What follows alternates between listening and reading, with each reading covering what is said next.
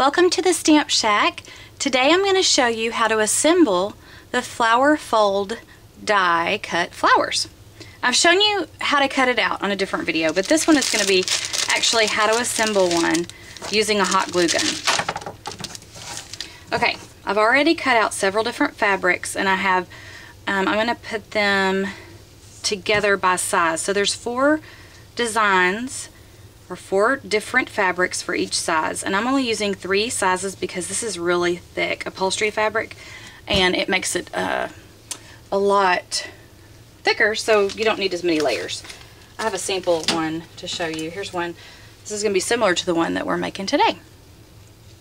Okay, we're going to start with the largest flowers, the largest size, and I'm just going to take one of the designs and I'm going to fold it in half, and I put a little hot glue on there to hold it in place, and you'll see 2 hearts. Okay, now I'm going to do the same thing with the next layer.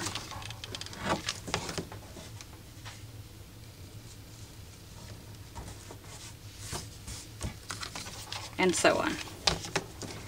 You get the picture.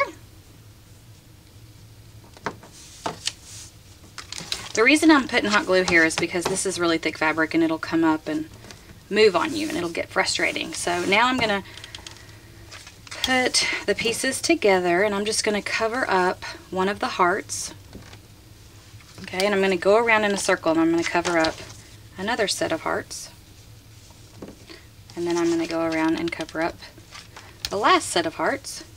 But I've covered up my red, so I want my red to show, so I'm going to lift it up and put that other color underneath.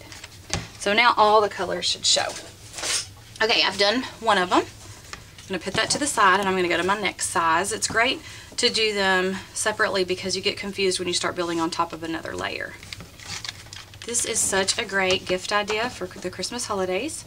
I've been looking in magazines and seeing them for sale in the stores for $16 to $40. So investing in a big shot isn't that big of a deal if you're going to make it for a lot of people or sell them at a craft fair. Here's a magazine that I just got in the mail yesterday, and here are some of the flowers for sale.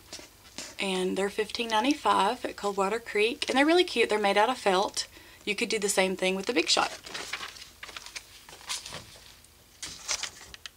Okay, we're going to go ahead and make our design. Now, some people ask, do I need to go in the same order? That's up to you. I like just to make sure that I don't get the same colors. I wouldn't have put a black here and a black here. I just try to make sure not to get too many of the same colors together. But as far as going in the same order, that's completely up to you. And you'll see all these frayed pieces. I'll trim them up a little bit, but the frayed look really is part of the charm of these flowers. So you want to leave some of it still there. But I will use my good scissors to trim some of this up so it's not too crazy looking. Okay, I'm go to my 3rd layer, and again, I only have 3 layers on this one because it's thick fabric and it will be pretty poofy as it is. Now I would love to, I did sew several of these together, and I just found that because of the time, it's pretty time consuming, and I'm not that great of a sewer, that I got frustrated and didn't feel like I could get much done. So I went ahead and I decided to just hot glue, and it really works fine. You don't want to put too much hot glue where you just have this big hard flower, but just enough to hold it together. Oh, be careful not to burn your fingers. I have burned my fingers so many times. A cool temp really doesn't work too well because it doesn't get hot enough. So I use a hot temp gun, but it might work for you.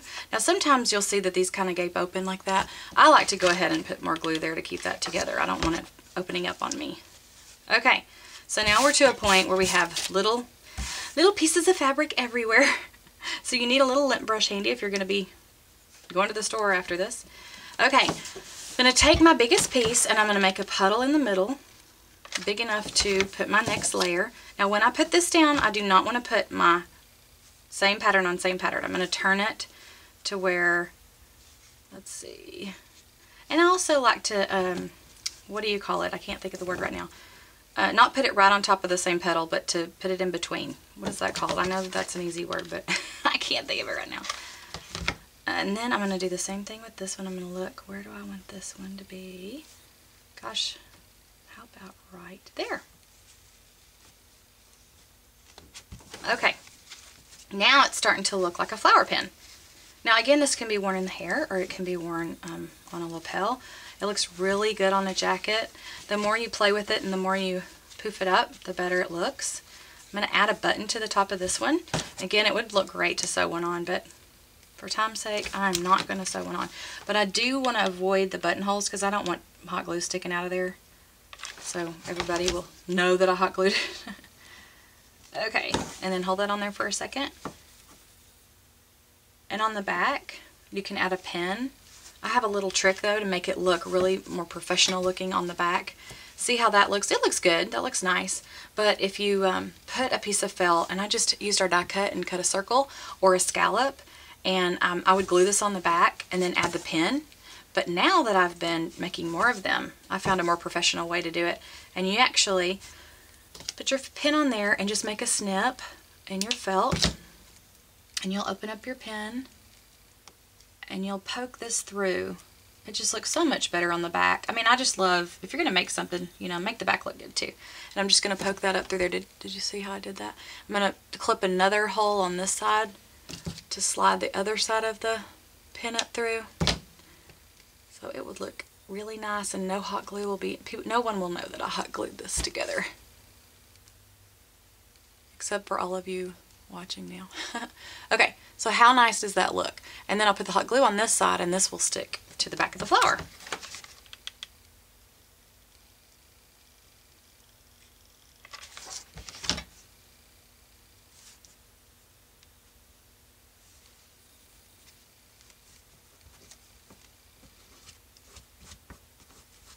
Get all those little fuzzies off, and then you are completely finished with your flower pin. And how fabulous is that? I actually got some of these flowers from a really nice boutique. They have scrap bags, and they have fabulous flowers. I mean fabric. It's expensive fabric, but with the scrap bags, it wasn't too bad. Now, and also if I want a certain look and the scrap bags are not what I'm going for, you just buy 1/8 of a yard of each fabric, and you will pay a little more, but if you make several flowers out of it, it's worth your money. Let me show you some other things that I've done with these flowers. Added it to a toboggan, and this is, I used hand-dyed wool for this. Let's see, here's another one using the wool. Love that. Now the netting really adds a lot to it also. And all I did is take like a little rectangular piece of netting, and I just tucked it in after I made the flower and hot glued that in there, and then just trimmed it off. And so that's really simple to do also. Well, I hope you enjoyed this video. I have another one coming up real soon that is on how to make these posies flowers, and it's so simple. Just use a circle die cut. I hope you'll join me.